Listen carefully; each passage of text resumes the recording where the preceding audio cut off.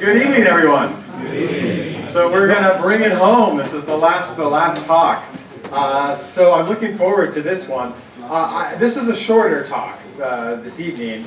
I know. I say that now. I have an hour, all right? I purposely wanted it to be shorter because I want to leave some time for conversation. I'm sure, hopefully, you've had some questions that have come up through all of my talking. And I want to take some time just to listen to your thoughts on this, what you'd like to know more about, and what you found helpful or didn't find helpful. Whatever you want to talk about. So, but I do think that we need to talk about the third part of synodality. We've talked about communion, we've talked about participation, and now I want to talk about the third part, mission. In participation, there's some things that we didn't have an opportunity to talk about. Basically, mostly what we didn't talk about are the actual processes that you can use within your parishes to elicit participation and to listen more deeply to your parishioners. That's all in the book. I can talk about that afterwards too, if there's particular processes you'd like to talk about. I can talk about that all night. But I specifically didn't go into detail on how you do it, because that's there for you, and that's why I wanted to provide the text. So I'd rather spend the last amount of time that we have talking about what all this is for. If we're going through all of this process and all of this hoopla and all of these universal synods and everybody's flying to Rome and we're having all this consultation and we're changing the church, changing tradition over the past 400 years, what is all this for? So that's my question for this evening, is for what?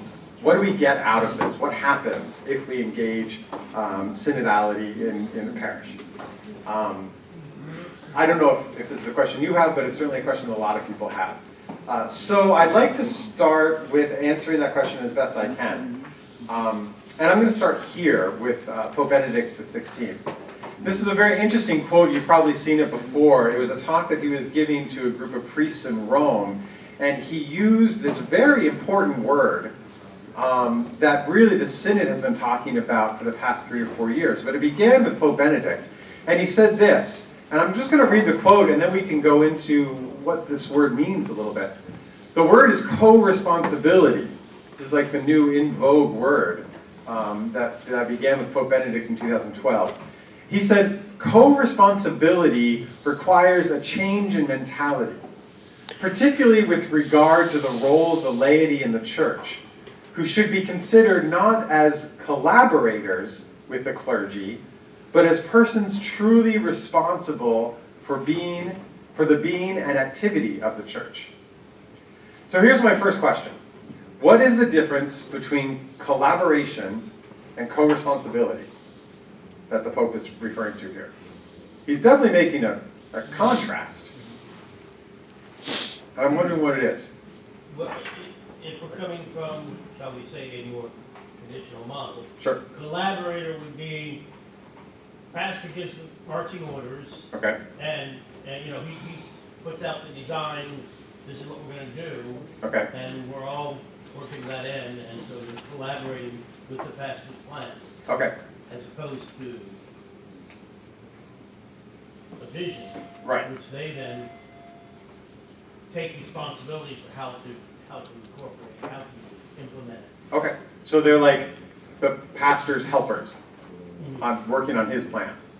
Okay. Any other thoughts? The difference between co-responsibility or what co-responsibility is in relationship to collaboration? Anthony? I think ownership. Ownership. Yeah. I mean, someone can collaborate without much personal investment. It's something that they do. Right. Co-responsibility means you're responsible and you consider yourself such because you have ownership. Yeah. Okay. Great. Excellent. I'm going to come back to that idea. Any other thoughts of the distinction that the Pope's making here? Yes, sir? Co-responsibility kind of implies vulnerability a little bit. You are, like, you have to live with your plan. Yeah. You help. Right. Well, because if it doesn't work out, I'm like, well, that was his plan. Yeah. All right, Yeah, you can sit back and be really critical of somebody else's plan. Right, exactly. Or someone else's work. Yeah. Anything else? I love that idea. Yes, sir? Accountability. Accountability. Yeah, can you say a little bit more about that? In other words, taking on the duties and then should Yeah, exactly, so that we're all in this together, yes? I like accountability better than ownership. Yeah, we don't own nothing. It's in church, and it's in tradition. Yeah, I like the idea of accountability, because Jesus does give us responsibility, he says you are the light of the world, you are the salt. He sends us with purpose to be responsible. Right. For what he did. yeah, and then also that's saying further on, if you're responsible in small things, I'm gonna give you bigger things too. So it grows, this responsibility grows as you become more and more trustworthy with the things of the church, yeah. Yes, Father? I mean, if we went like methodology, it's like to work together versus actually be responsible for something, Mm-hmm. right? So like one is like you can work together but not necessarily have anything that comes back with it, right? Where if you're actually responsible, right, then there's that sense of it comes back, it responds to you, Yeah, yeah. versus just working on Right. I think that I like this because, to me, responsibility is sort of a relationship. You're responding to something. You have the ability to respond, and you're responding to something, you know, and we're responding to that co-lead together, you know. So we're walking together, but we're also responding to this call that we have. I mean, so this is quickly going to become theological. Yeah. Oh, yes, Father. Co-responsibility can be active participation. Yes. Collaboration can be passive. Yeah. So that's another word that the church has given us. Full, active, and conscious participation in the liturgy is also liturgy, the work of the people. You know, so yeah, that goes not for liturgy, but also for ministry as well.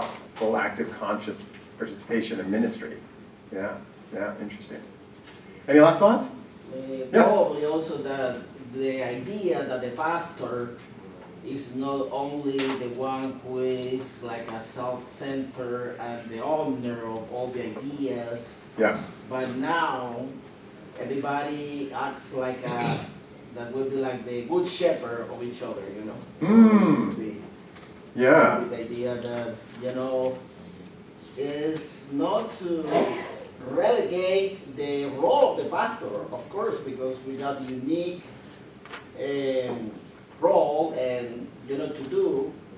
But now I think well, I've been experienced more about the parish council, you know, to give that idea that they got that ownership and they can go and lead Yeah.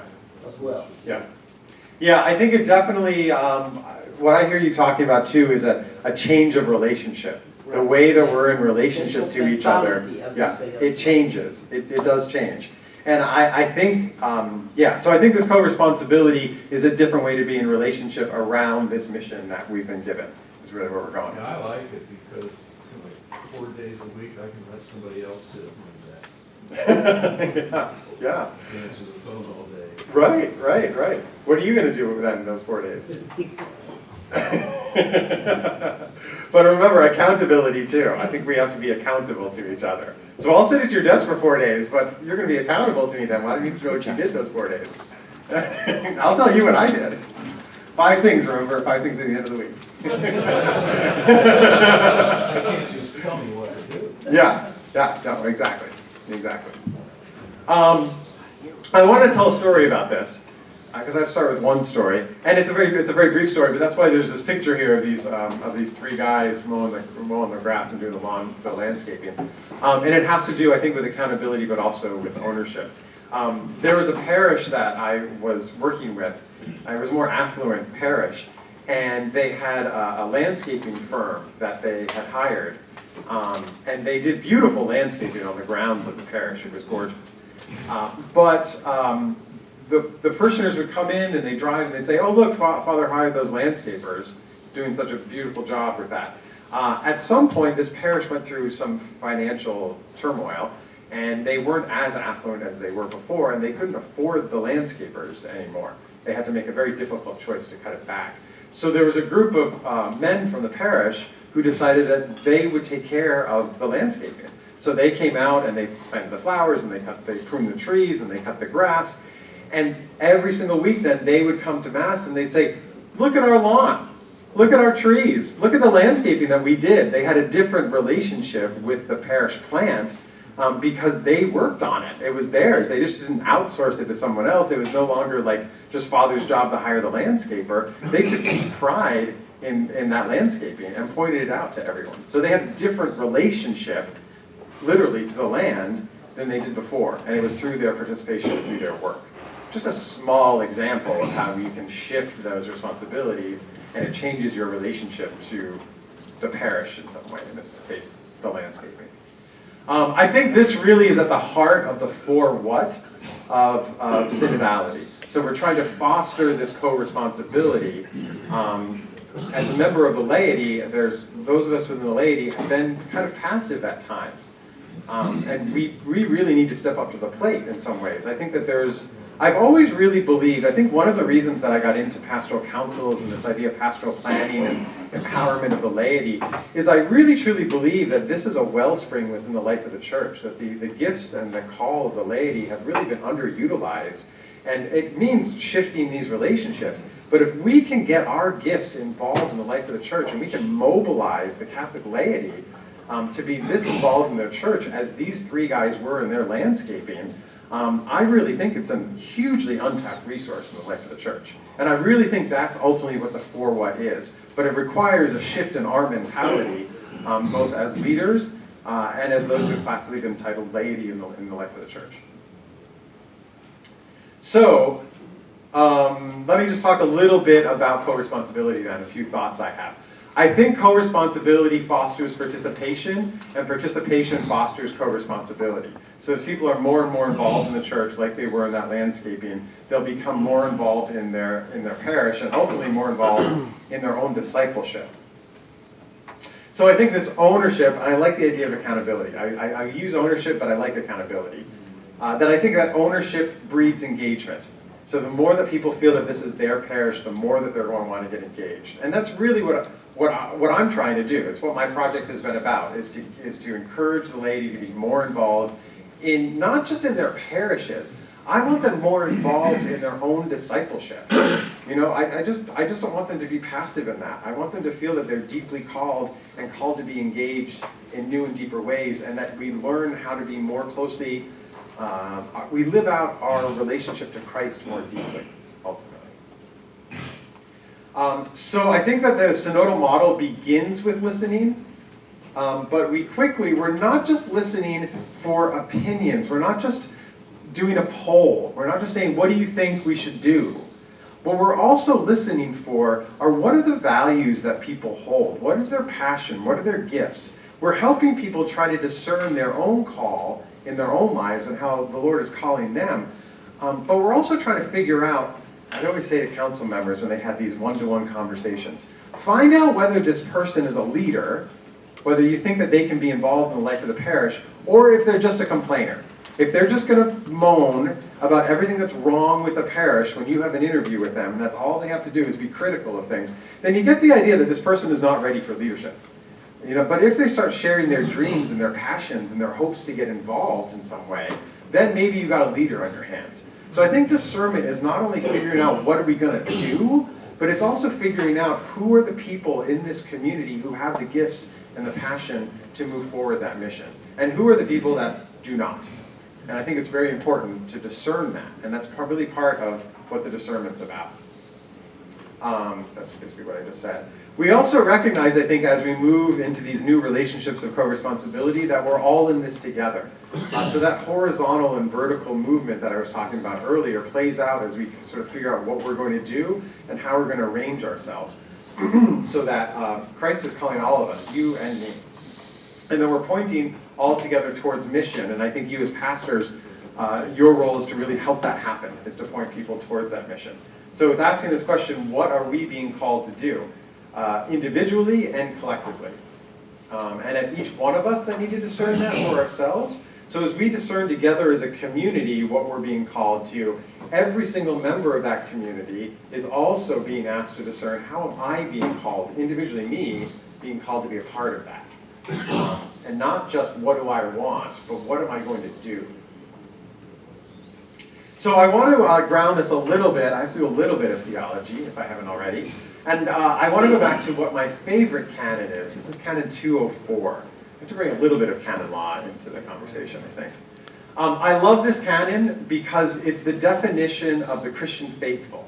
And it really, I love it for a lot of reasons. One is, it starts before distinction.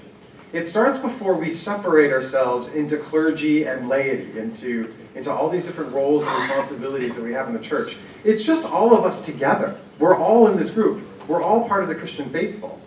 And the way that you get in is through baptism. That's really what animates us. This is really coming out of a Vatican II theology that grounds everything within baptism. So that's how we get in. That's how we have, we're incorporated into Christ through baptism. And we've been constituted for that reason. That's what makes us sharers in our own way in Christ's priestly, prophetic, and royal function. So that's really what empowers all of us, as we've been talking about discernment, to be involved in this conversation. You know what Anthony, what we were talking about earlier, that every single baptized person is part of this conversation by virtue of their baptism. That's what canon law is really telling us.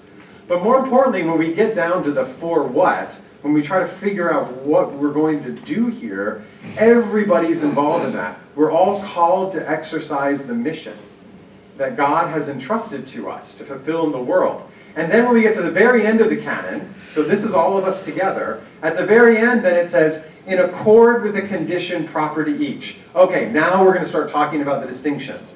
What your role is as a member of the clergy, what my role is as a member of the laity. Now we can have that conversation of distinction and figure out who does what. But at the very beginning of this, I think it's important to take one moment where we recognize that we're all in this together before we're separate. We're all just the Christian faithful who are all called to exercise this mission. Now we've got to figure out, what do you do, and what do I do, and what does he do, and what does she do? But we're all called to do it. There's no part of us that's called to sit back and just receive it while the other people do it for us. It's not there at all. We're all called to exercise this mission in this way. And this is very interesting because usually when I talk about this canon, I'm talking to a group of laity about this, you know, who don't really recognize that they're really empowered in this way. So it's really interesting to talk to a group of clergy about this, that we're all empowered in this way. And I think that's really what this co-responsibility is calling us to, and what synodality ultimately is trying to accomplish. This is my favorite slide of the whole presentation. And it's really, I think, hopefully gets to the root of this question. How is the church not like McDonald's? So if you go to McDonald's and you go up to the lovely woman who's working there, you order your food and you say, I would like a Big Mac, please supersize it with a large Coke. You, as the customer at McDonald's, do not need to do anything in order to get your Big Mac. You don't need to go back to the fryer. You don't need to pour your Coke. You don't need to get your own ice. They will just give it to you if you pay them a certain amount of money. You just got to stand there. And it happens. It's wonderful. You can even, if you want, if you're not happy with your Big Mac, and you want a better Big Mac, you can fill out a comment card, and you can tell them that you want more special sauce or whatever it is you want, and you can give it to them, and they'll probably give it to you just by asking. It just happens. Amazing. This is not the church. The church is the body of Christ. So when we go out and we have these listening processes and we say, how is God calling us to live out this mission? And they say, we want to do more youth ministry. We want to have a mom's group. We want to have a men's group. We want to do this. Well, okay, then the question becomes not how do I, as your pastor, make the new Big Mac for you and serve it up so that you can have it. The question is, okay, how are we going to mobilize ourselves to make that happen? So in other words, the laity are not passive recipients of spiritual goods, and you're not the McDonald's worker that's there to give it to them. In some ways, what we're trying to do is to move people from this mentality that we've been stuck in at certain times, this sort of customer service mentality. We're trying to change this, which is hard. It's difficult because we live in an American culture. And everywhere else that you go, in most parts of the world, it's like this. We're just providing good customer service. You go to the hotel, you go to the airport, you go to the restaurant, you go to the grocery store, you go everywhere else in your life. And it's like this. But this is different. And people don't, they're trying to make this into this, because that's what they're used to. And when you don't give them good customer service, then you're going to get a lot of complaints. Because now I've told you in our little synodal sessions what I want, and you're not giving it to me. So now I'm going to complain more. This creates a very bad situation for you, and it creates a very disempowered, passive situation for us. And that's why I think these relationships need to change, and I think it needs to change in this way according to Canon 204, and according to what synodality is really calling us to, this co-responsibility. We're going to have a conversation, we're going to listen for what God calls us to, but then the next step is to discern even further to say, how are we going to organize ourselves to live out this mission together in accord with the condition proper to each. I'm going to do my job, and you're going to do your job, and we're going to work together, and we're going to make it happen. But it's not going to be this. And it can't be. And not just because it's going to overburden you, but because it's not, as a member of the laity, I'm not really taking my discipleship seriously if I'm just a customer. It's not my relationship, it's not the relationship that Christ is calling me to. Does that make sense? Okay. So when I arrived in Orange, California, I went to this church that's around the corner from me, Holy Family. That used to be the original cathedral before the Crystal Cathedral, by the way. And I walked out, it's obviously a very Vatican II sort of style church, and I saw this on the back, and it just stunned me, it shocked me, I loved it. Because I think it's exactly what we're calling the body of Christ, the laity, to be. So this is the doors, the exit of the church. I love this because we come in and we listen to the gospel, we chew on it, we're fed by it, we're called to mission, and then we turn around and the whole world is waiting outside of those doors, you know, ready to receive Christ in the world. And this is what we get. We get this pep talk. Be doers of the word. You've now heard it. You've now taken it in. You've eaten the body of Christ and you've become what you eat. Now take it out to the world and go be doers of it. And I think that's really ultimately what synodality is calling all of us within the church to do, is to go out and be doers of that word. I'm going back to Vatican II a little bit here. Vatican II, we've moved past Vatican II in many ways. Vatican II had this idea as it developed these concepts of ministry that's empowered by baptism around ad intra and ad extra. There were people that did things ad intra within the church, and there were people that did things ad extra outside of the church. And there was this distinction that sort of said, like, well, the clergy work inside the church ad intra, and they empower the laity who then work ad extra out in the world. They go out in the world and they evangelize in the marketplace and all around the world, right? And that was the relationship. We were going to have an ad intra, ad extra. You guys work inside, we'll go work outside. But very quickly, we realized that there are actually some priests who go outside the church, and they do work ad extra. And that became very normal, really. I know in Brooklyn we had a lot of priests that went out and got degrees in law because they wanted to help immigrants, and they got social work degrees, and they really started helping people in the world. And there were actually then some laity who more and more became active ad intra within the church. You know, like extraordinary ministers of communion and pastoral associates, and strange people like me that get doctors of ministry and just, you know, hang out in the church. So I think that these distinctions are not helpful anymore because we really are all working ad intra and ad extra. So I just wanted to make this note that I don't think that these distinctions are so hard and fast as we find in the Vatican documents, and I think that that's okay.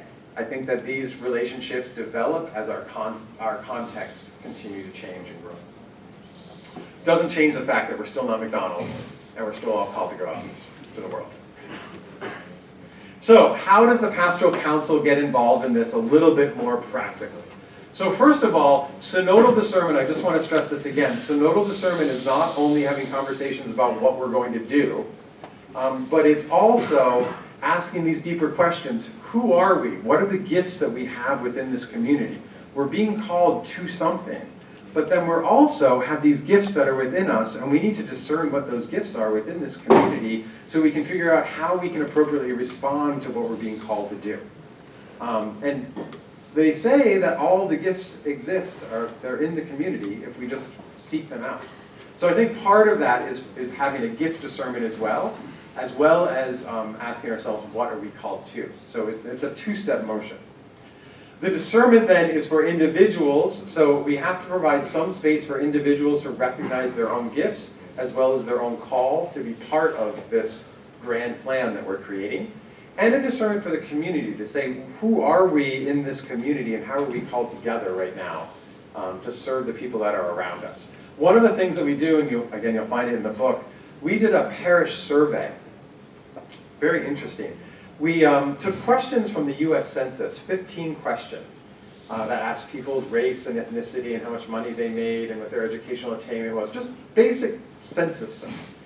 And then I created maps of the parish boundaries, and I took all of the census tracts from your canonical parish boundaries, and I did a report on the general population. Now remember, you're called to serve all of the souls in that parish boundary.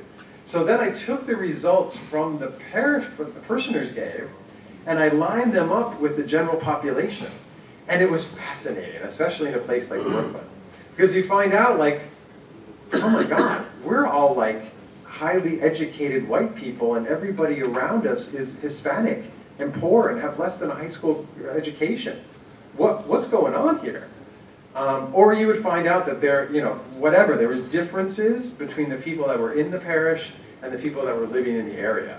And it really then deepened the discernment about who are we called to be in this neighborhood here now, based on our similarities and differences with our neighbors. So anyway, it's in the book. But I think it's a discernment for us as a community and how we're called. We have to understand our communities. So what are we called to do in response to our discipleship, to what we've heard and believed? How are we being called to be doers of that word? And after we do all of this reflection, where are we called to? And how are we called to do it? This is my good news. The good news is that the pastor and the council are not called to do the work. This goes back to McDonald's. You can do all of this listening and they can tell you, the parishioners are going to tell you exactly what they want. But the good news here is that I don't believe that you're called to do it. And if you do it, you're taking away their co-responsibility. That really part of the goal, the reason that we're doing all of this is to call out all of these gifts and people and get every single person in the parish involved. I used to say to pastoral council members, I said, do you ever go to a middle school dance of like 6th and 7th graders?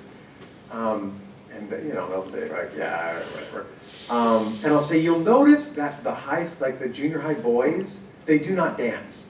They all sit on the edges. The girls might dance with each other in the center of the room, but the boys are not dancing. It is not cool to dance in the dances. So I said, your job as the pastoral council are to get the junior high boys to dance.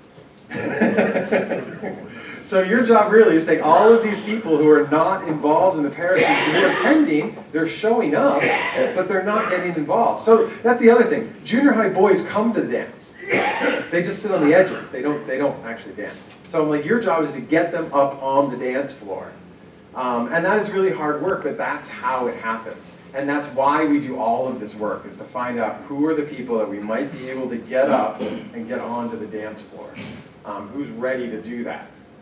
So a few ideas here. So the goal ultimately is empowerment and engagement. And really it's about engaging disciples in their own baptism. So we do this consultation that leads us to the plan with some goals and objectives.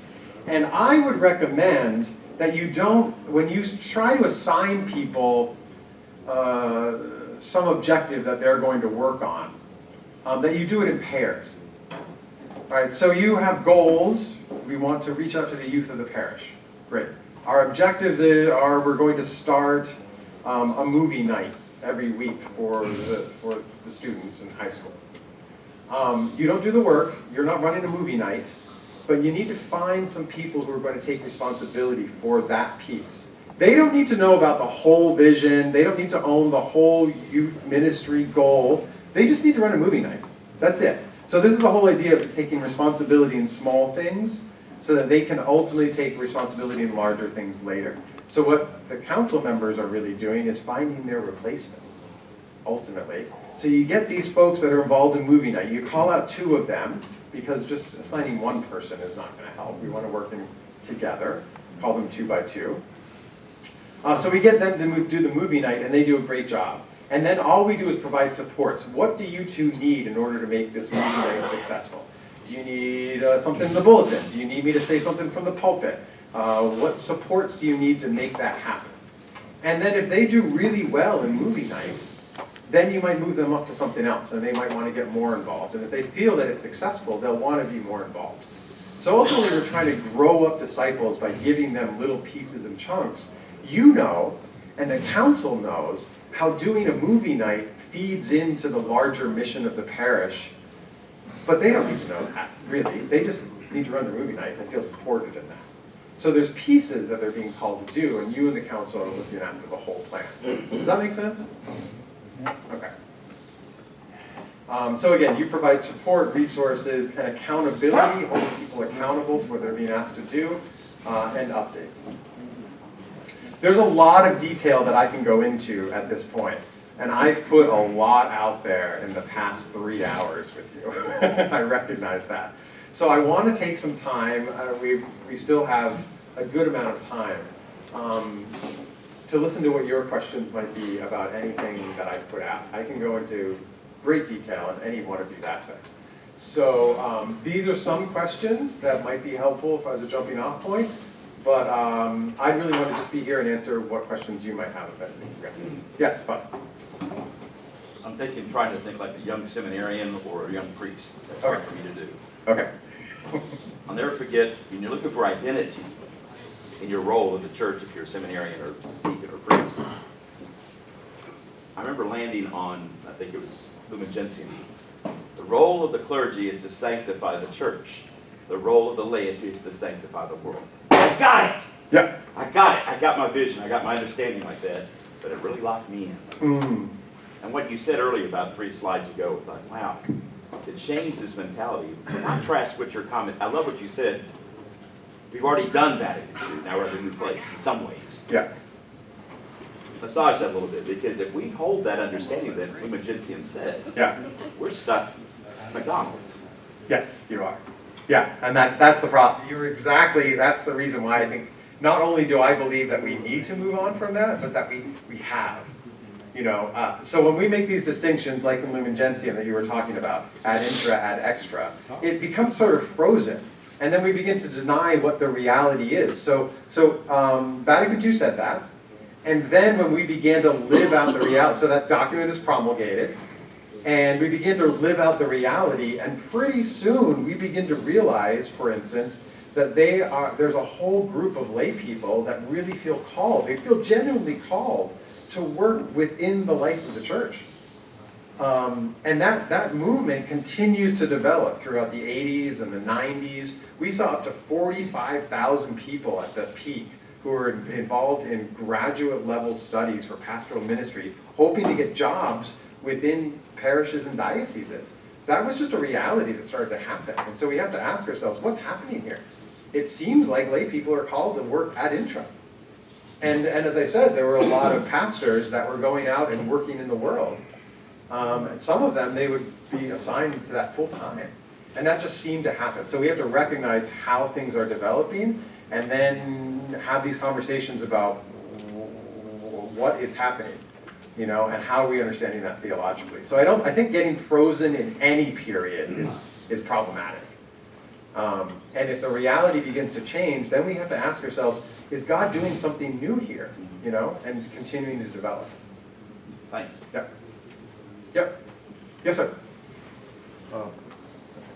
Would the kind of presentation you've been making be equally applicable to school boards or school councils and finance councils in addition to parish councils? Oh, Michael, I just wanted you to hold that so I talk.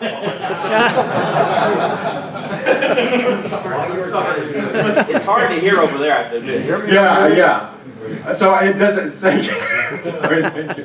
Is it applicable to school boards, is what you're saying? School councils and finance councils. And again, the preface would be that, you know, in my career, there was a lot more delicate working with school councils and finance councils who might have overinvested in terms of a sense of ownership.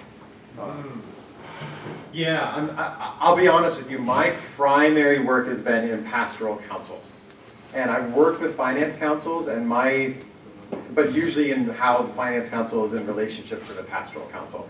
I think the finance council, obviously they need to be called based on a very particular skills that they have. They're offering the pastor a particular kind of counsel, so they need to be skilled in that. But I think it does need to be clear that while they're highly invested in the finances of the parish, that the pastor is the one that's the ultimate responsible person. You know, and it's a different kind of relationship. I really think it is. They're living out their own discipleship, using their gifts in the way that they are, but it's a different kind of relationship. And I don't think it's like a pastoral council. I think the school equally, they have their own issues that they're dealing with, accreditations, assessments, things like that.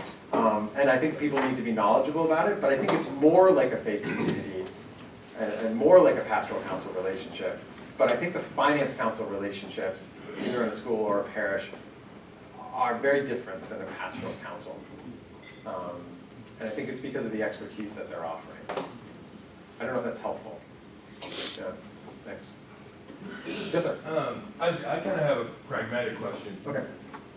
You described this kind of circular conflict of like, we come into these situations and we give our opinions.